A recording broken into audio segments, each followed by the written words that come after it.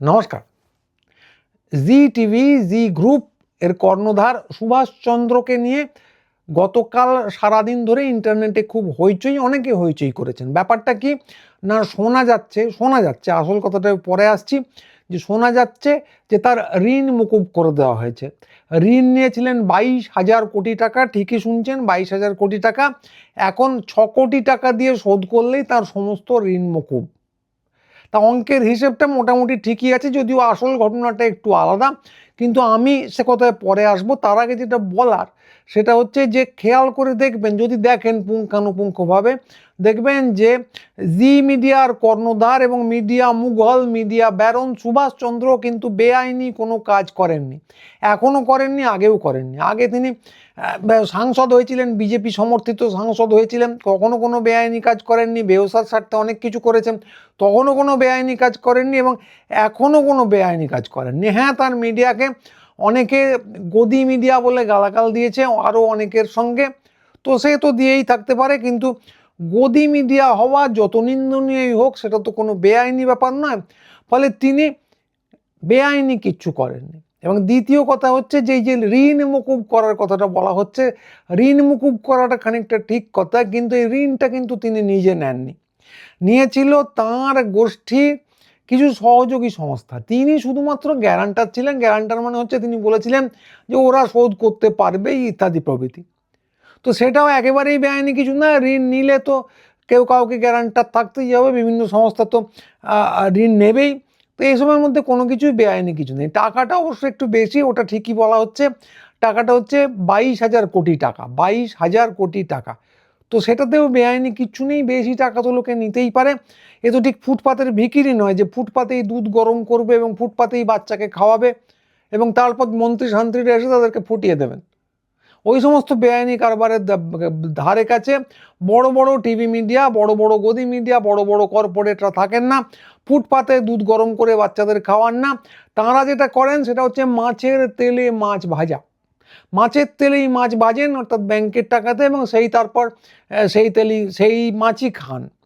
তো 22,000 কোটি টাকার অঙ্কটা শুনে নিশ্চয়ই বুঝতে পারছেন যে তাতে অনেক মাছ হবে এবং সেই মাছে এবং অনেক তেল হবে এবং তাতে বহুদিন বহু প্রজন্ম ধরেই হয়তো খাওয়া যাবে।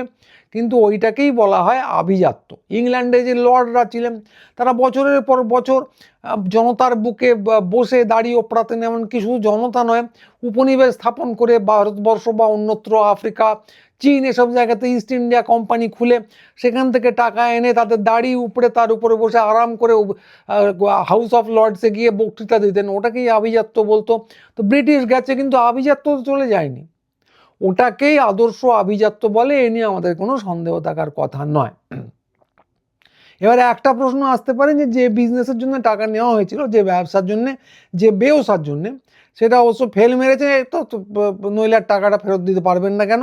ফেল মেরেছে কিনা আমি নিশ্চিত নই, আন্দাজ করা যাচ্ছে ফেল মেরেছে। তবে ব্যবসায়ীদের সৎ পথে অনেক রকম কারবার থাকে, তো দেখা নেই এই কারবার ফেল মেরেছে, আসলে মারে না। তো সেই সব সৎ কারবার আছে কিনা আমি বলতে পারবো না। তো ধরে নিচ্ছি ফেল মেরেছে, যদি মেরেই থাকে তো সে তো হতেই পারে। সমস্ত কারবারই দাঁড়াবে এরকম তো গ্যারান্টি কেউ দিতে পারে না। হ্যাঁ, একজন গ্যারান্টার ছিলেন লোনের জন্য, কিন্তু কারবার যে দাঁড়াবে এর গ্যারান্টি তো তিনি দিতে পারেন না। গ্যারান্টি যদি থাকবে তাহলে আর লোন নেওয়া কেন? অন্য জায়গা থেকে টাকাটা জোগাড় করলেও তো লোনের তো দরকার পড়তো না। এবং এই যে কারবার করা লোন নিয়ে এবং তারপর সেটা ফেল পড়া, এতে কোথাও কোনো বেআইনি ব্যাপার নেই। আপনিও জানবেন, আমিও জানি, এতে কোনো বেআইনি ব্যাপার নেই। তারপর ধরুন এটাতেও কোনো বেআইনি ব্যাপার নেই যে এই টাকাটা সুভাষচন্দ্র বা তার সহযোগী সংস্থা কাউকেই আর শোধ করতে হবে না, মানে এটা একদম সিদ্ধান্ত হয়ে গেছে। টাকা নিয়েছিলেন 22,000 কোটি, ওটা একদম ঠিক। ফেরত দিতে হবে 6.5 কোটি টাকা, আর কিচ্ছু দিতে হবে না, এটাও ঠিক। কিন্তু যেটা ঠিক নয় সেটা হচ্ছে ওটা সুভাষচন্দ্রের ঋণ ছিল না, সহযোগী সংস্থাগুলোর ঋণ ছিল। তো সব মিলিয়ে সংখ্যার হিসেবে যদি দেখেন, যা ঋণ নিয়েছিলেন, যা ধার নিয়েছিলেন, তার 0.08% ফেরত দিলেই হয়ে যাবে, আর দিতে হবে না, বাকি আর কিচ্ছু দিতে হবে না। তো এইটা কিন্তু একটু সত্যি সত্যি চোখে লাগে, বলতেই হবে। কারণ আমরা যারা সাধারণ লোক তারা জানি যে ইন্টারেস্ট রেট বলে একটা ব্যাপার হয়, তাতে টাকা বাড়ে, সুদে টাকা বাড়ে। আপনি 1 লাখ টাকা সুদ নিলেন, 5 বছর ধার নিলেন, 5 বছর পরে হয়তো আপনাকে 1.5 লাখ টাকা দিতে হলো। এই রকম হয়। এটার পিছনে একটা জিনিস কাজ করে, সেটার নাম সুদ, ইংরেজিতে বলে ইন্টারেস্ট রেট। তো এইটা সবসময় ধনাত্মক হয়, অর্থাৎ 1-এর থেকে বেশি। এটা যে ঋণাত্মক হয়ে যেতে পারে এটা আমরা কখনো শুনিনি, যে টাকা ধার নিলাম, 1 লাখ টাকা ধার নিলাম, 5 পয়সা ফেরত দিলাম, এই জিনিস যে হতে পারে, সুদের হার কোথায় গেলে এটা সম্ভব, এটা আমরা কিন্তু কখনো শুনিনি।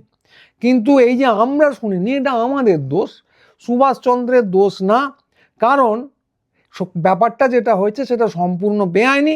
যারা ধার দিয়েছিল, সে খুব কঠিন কঠিন ব্যাপার আছে, কিছু বোর্ড টোড আছে, যারা ধার দিয়েছিল তাদের 80%, সেই সংস্থা বা কর্তৃপক্ষের 80%, তার মধ্যে আমাদের বিখ্যাত ব্যাংক স্টেট ব্যাংক অফ ইন্ডিয়াও আছে, তার সবাই মিলে সিদ্ধান্ত নিয়েছে যে টাকাটা না দিলেও চলবে। এবার যারা ধার দিয়েছে তারাই যদি বলে, কিছু সরকারি সংস্থা, কিছু সরকারের প্রভাবাধীন সংস্থা, কিছু সরকার পোষিত সংস্থা, কিছু বেসরকারি সংস্থা, সবাই মিলে যদি বলে যে টাকাটা বাবা আর ধার না দিলেও চলবে, শোধ না দিলেও চলবে, তাতে তো কারো কিছু বলার থাকতে পারে না, আপনারও কিছু বলার থাকতে পারে না, আমারও কিছু বলার থাকতে পারে না।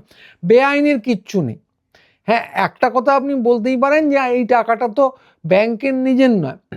ব্যাংক তো নিজের টাকা নিয়ে বিজনেস করে না, ব্যাংকে লোকে টাকা জমা রাখে, আমানতকারীদের টাকা নিয়ে ব্যাংক ব্যবসা করে, এবং তারপর আমানতকারীদের কিছু টাকা ফেরত দেয়, অথবা আগে যেরকম শুনতাম যে স্বাধীনতার পরপরই যদি সরকারি গ্যারান্টি না থাকে, ব্যাংকগুলো লস করতে শুরু করলে লালবাতিও জ্বেলে দেয়।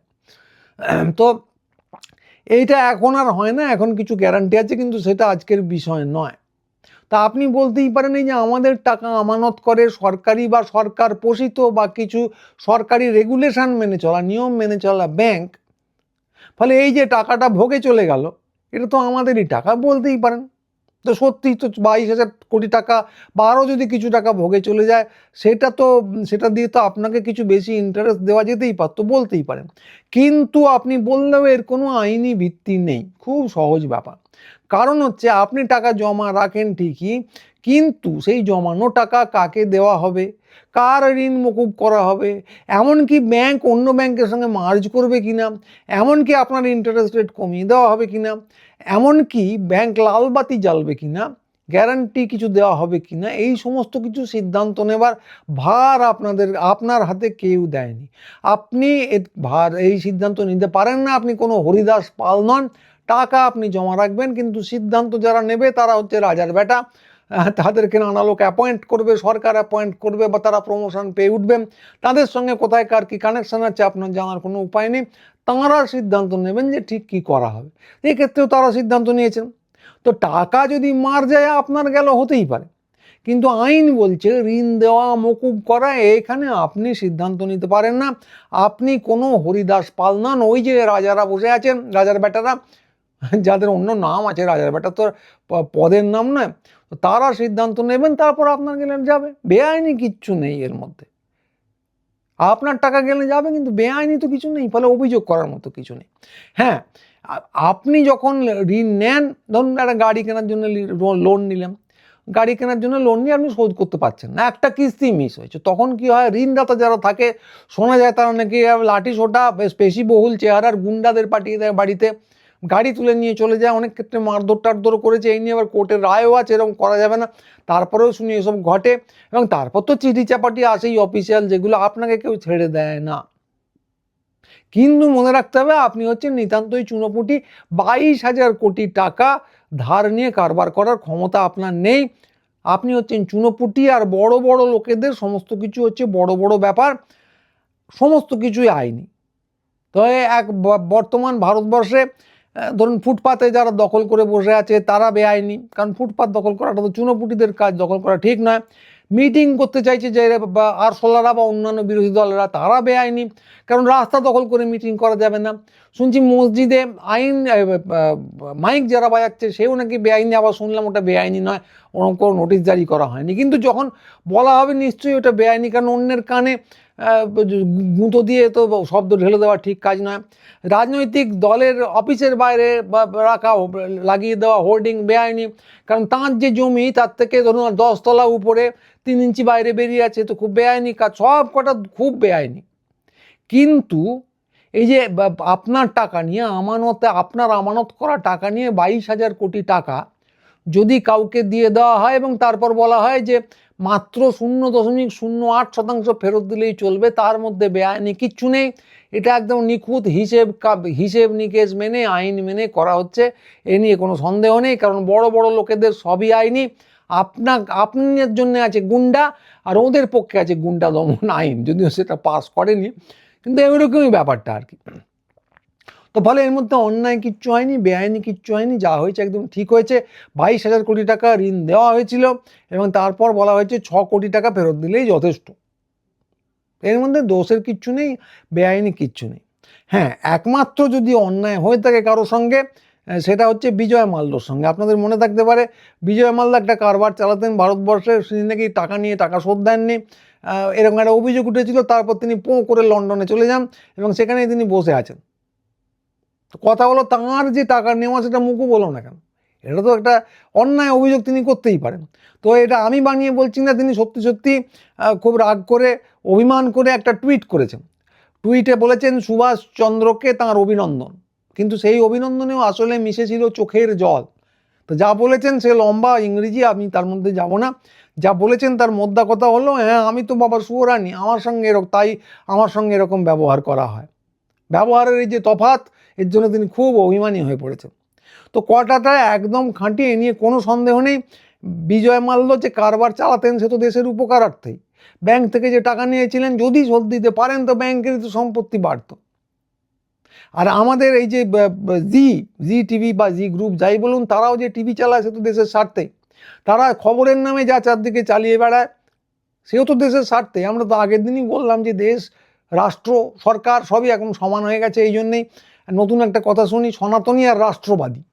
রাষ্ট্রবাদী মানে আমি বুঝতাম না, এখন বুঝতে শিখেছি যে দেশ যারা চালাচ্ছেন এখন সরকার, আগে তাদেরকে বলা হতো পাবলিক সার্ভেন্ট, এখন তারাই রাষ্ট্র হয়ে গেছেন, রাজাদের আমলে যেমন হতো। তো তাদের উপকারে লাগা মানেই তো দেশের উপকারে লাগা। ফলে এই যে জি টিভি দেশের উপকারে যে লাগতো এ নিয়ে কোনো সন্দেহ তো ছিল না। আর বিজয় মাল্যর প্লেন তো সবাই চড়তেন, বিয়ারও তো সবাই খেতেন, তো ফলে দেশের উপকারেই তিনি লাগতেন। প্রফিট টার্ন হতো, এর হতো হয়, তো সে তো হবেই। দেশের স্বার্থে যারা লাগে তারা যদি লক্ষ লক্ষ কোটি টাকা উপার্জন না করে তাহলে ওয়েস্ট ইন্ডিয়া কোম্পানি চলবেটা কী করে? ওয়েস্ট ইন্ডিয়া কোম্পানি আপনারা জানেন এখন ইস্ট ইন্ডিয়া কোম্পানির জায়গায় কার্যত ভারতবর্ষটাই চালায়। ফলে তাদের যে উপকারে লাগতেই হবে এ নিয়ে তো কারো কোনো সন্দেহ থাকার কথা নয়। হ্যাঁ, গরিব মানুষের একটু সমস্যা হয়, সে তো হবেই, ব্রিটিশ আমলে হতো না?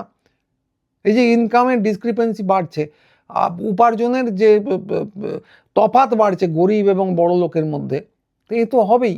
দেশের অগ্রগতিতে এসব হয়েই থাকে। ওরা যারা করছেন শিল্পপতিরা দেশের কাজেই লাগছে। তো ফলে এদের প্রতি আমাদের চিরকৃতজ্ঞ থাকা উচিত এবং বিজয় মাল্য যে অভিমান প্রকাশ করেছেন তার প্রতি আমাদের ভীষণ সহমর্মিতা প্রকাশ করা উচিত। এবং যেটা সত্যি সত্যি করা উচিত ছিল, তাদের যখন যে কোনো কারবার লাটে ওঠা যদি উপক্রম হয় তাহলে দেশবাসীরই ট্যাঙ্কের টাকা ঢেলে, দরকারে আধ পেটা খেয়ে থেকেও ট্যাঙ্কের টাকা ঢেলে তাদেরকে উদ্ধার করা উচিত। তো এতে আমেরিকাতেও হয়েছে, এটা খুব ইংরেজি নাম আছে বেল আউট, সেসব তো করা উচিতই। তো সেই দেশের প্রতি এদের যে কর্তব্য, যা কাজ করেছেন সে তো অকল্পনীয়। বিশেষ করে গদি মিডিয়া যা করছে তার তো কোনো তুলনা নেই।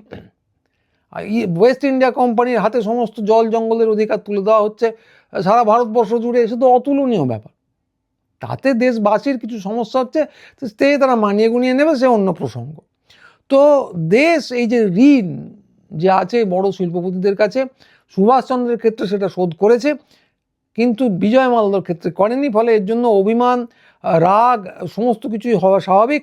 তো সকলের কাছেই আমার অনুরোধ যে এই দুঃখের দিনে আপনারা বিজয় মাল্যর সঙ্গে থাকুন, থাকাটা একদম রাষ্ট্রীয় কর্তব্য। তো এর সঙ্গে মনে রাখতে হবে যে এই যে বিজয় মাল্যর কথাটা বললাম, তার প্রতি যে অন্যায় হয়েছে সেটা তার প্রতি সেটা কিন্তু শুধু যে এই সুভাষচন্দ্রের সঙ্গে তুলনীয় তা নয়। সুভাষচন্দ্র ছাড়াও আরও বহু ব্যক্তি এবং সংস্থার প্রতি সুবিচার করা হয়েছে, যেটা বিজয় মাল্য পাননি। সেটাও বলে আমি অনুষ্ঠানটা শেষ করব আজকে, যে ধরুন পাবলিক সেক্টর ব্যাংক যদি গত 5 বছরের হিসেব ধরেন তো তারা মোটামুটি 6.15 লক্ষ কোটি টাকা হিসেব থেকে মুছে দিয়েছে, অ্যাকাউন্টেন্ট থেকে মুছে দিয়েছে, ব্যাড ডেট যাকে বলা হয়। এবং সমস্ত ব্যাংককে যদি ধরেন ভারতবর্ষের, তাহলে এই মুছে দেওয়া হিসেবের সংখ্যাটা হচ্ছে প্রায় 10 লক্ষ কোটি টাকা, 9.90 লক্ষ কোটি টাকা। তো পুরোটাই আগে যেটা বললাম মকুব করে দেওয়া হয়েছে তা নয়, কিন্তু টাকাটা যে হিসেবের ব্যাপারে বাইরে চলে গেছে এ নিয়ে কোনো সন্দেহ নেই। এবং একটা বড় অংশ এই দেশসেবী যারা তাদের ভোগে দেওয়া হয়েছে, তারা টাকা নিয়ে শিল্প বানিয়েছেন, তো তারপর টাকা শোধ দেননি, এইসব নানা জিনিসপত্র হয়েছে। তো এই যে সংখ্যাগুলো বললাম এগুলো মাথার উপর দিয়ে যায় আমাদের, কারণ 1 কোটি 2 কোটি বললে আমরা বুঝতে পারি, কিন্তু এই যে 10 লক্ষ কোটি টাকা এটা কতটা, এত বড় সংখ্যা আমরা ঠিক বুঝি না। তাই ছোট আন্দাজ নিয়ে আমি তারপরে শেষ করব যে ভারতবর্ষের বার্ষিক প্রতিরক্ষা বাজেটের দুগুণ, সেটা ভারতবর্ষের বার্ষিক প্রতিরক্ষা বাজেট কমে বাড়ে কিন্তু 6 লক্ষ কোটি টাকার বেশিই থাকে। মানে ওই যে বড় বড় কী বলবে প্লেন কেনা হয়, প্লেন ট্যাঙ্ক কেনা হয়, বিরাট সেনাবাহিনীকে মাইনে দেওয়া হয়, সব দিয়েও এই সংখ্যার কাছাকাছি পৌঁছানো যায়নি, অর্ধেকের মতো হয়েছে। এবং এটাতেও যদি বুঝতে না পারেন আর একটা ছোটো হিসেব দিয়ে দিই, যে ধরুন পশ্চিমবঙ্গে 2 কোটি মহিলা আছেন বা 2.5 কোটি মহিলা আছেন, তাদেরকে যদি 3,000 টাকা করে লক্ষ্মীর ভাণ্ডার দেওয়া হয় প্রত্যেক মাসে, যেসব চলছে আজকাল সেরকম যাচাই পাচাই না করে যারা চাইলেন সবাইকেই দিয়ে দিলেন, তাহলে এই টাকাটা দিয়ে কতদিন লক্ষ্মীর ভাণ্ডার দেওয়া যাবে? প্রত্যেক মাসে 3,000 টাকা করে দিলে দেওয়া যাবে 12-13 বছর। 12-13 বছর লক্ষ্মীর ভাণ্ডার নিয়ে কোনো চিন্তা থাকবে না। লক্ষ্মীর ভাণ্ডার নয়, অন্নপূর্ণা 3,000 টাকার কথা যখন বলছি। তো এইটা হচ্ছে টাকার পরিমাণ। এই পুরো টাকাটা ভোগে গেছে, এ নিয়ে তো কোনো সন্দেহ নেই। অনেকে অভিযোগ করছেন, কিন্তু আসলে ভোগে যায়নি। এই টাকাটা দেশের যে শিল্পপতি আছেন, ওয়েস্ট ইন্ডিয়া কোম্পানি, তাদের যে নানা গোষ্ঠী আছে নানা জায়গায় দেশের স্বার্থে অবিরলভাবে কাজ করে চলেছেন, তারা টাকাটা ধার নেন, শিল্প বানান, যদি হিট করে প্রফিট তাদের, আর যদি লস হয় তাহলে তারা বলেন তাই তো লস হচ্ছে, টাকা ফেরত দিতে পারবো না। এটা পুরোটাই তা না, কিন্তু এর একটা বড় অংশ তাই। তো আমরা আশা করব যে এইভাবে তারা নিরলসভাবে দেশের উপকার করে যাবেন, দেশের স্বার্থে টাকা নেবেন, শিল্প করতে পারলে প্রফিট করবেন, না করতে পারলে টাকা শোধ করবেন না। আর আশা করব যে বিজয় মাল্য যে এই সামান্য কাজটুকু করার জন্য বিদেশে বসে আছেন, দেশের মাটি ত্যাগ করে, এই অবিচার আর কারো ক্ষেত্রে হবে না। তো এইটুকু আশা নিয়ে আমি শেষ করছি আজকের অনুষ্ঠান।